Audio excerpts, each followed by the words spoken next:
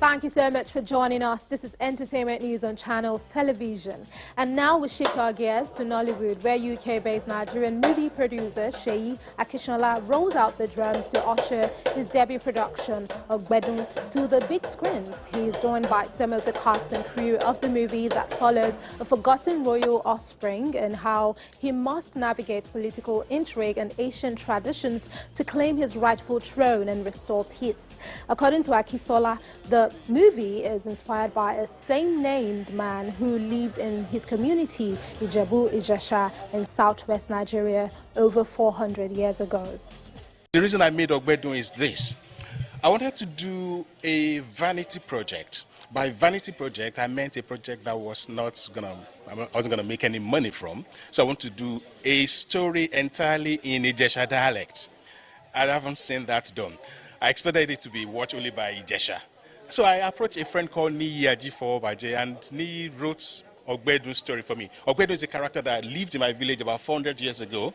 So we delved into that history, and the story of that guy resonated with me so much that I thought, no, the world must hear this story. Not, of course, it is embellished as it is so, but the real lessons from it are still drawn out. You know, the love, commitment. You know, evil would never prevail over good. So let's not spoil it for this. You know, so they don't know. You know, and that's the motivation behind making.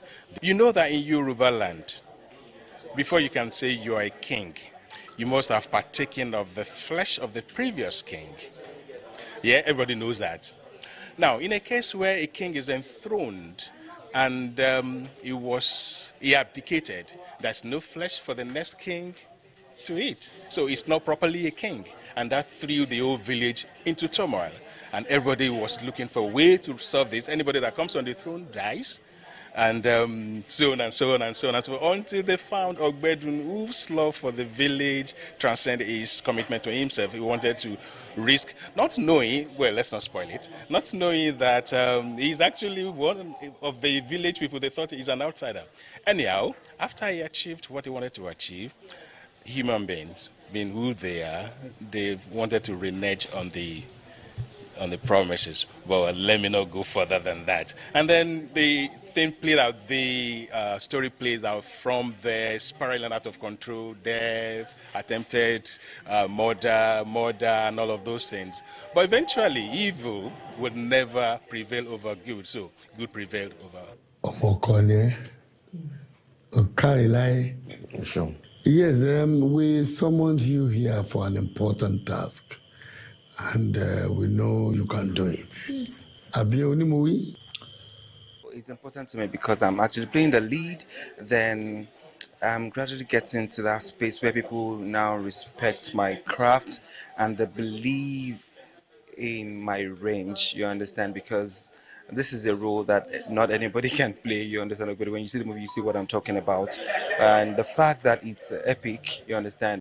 Fine, this one is English, but I have been getting some epic rules. I have to speak the deep indigenous language, and I'm really happy that, yes, producers are not getting to see the light, they're not getting to see the praise I have. Well, it's always a privilege when I have to work with these veterans, you understand? Like when I started my career, it was with Uncle Antalani, or, you know, he would groom me, something. If you have to spank you to get it right, so we grew over time, and so now if I have to be on set with them, I'm always happy because there's always one or two things to learn from them. You understand? Then there was really no pressure, aside the fact that we had to travel all the way to Osun State, and you were already used to traveling, so. The risks are high and the dangers unknown. But we trust you.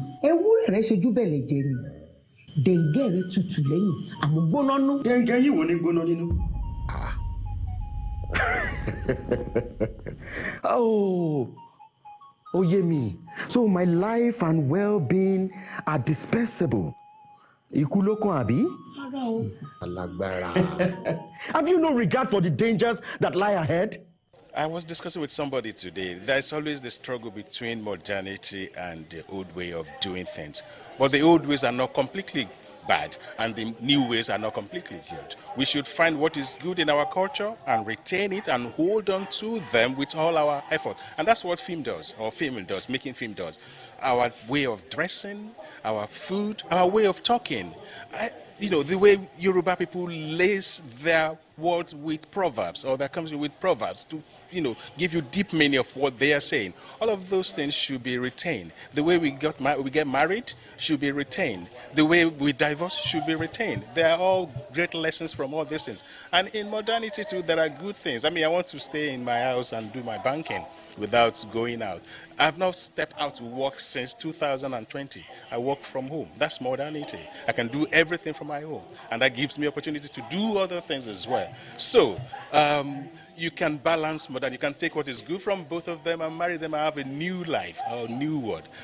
I will not be your sacrificial lamb. Benny, if this journey you speak of is so indispensable, then you can send one of your children to go on the journey, or your family members, or better still, the chiefs themselves can march into the death of Idoshu. Ah,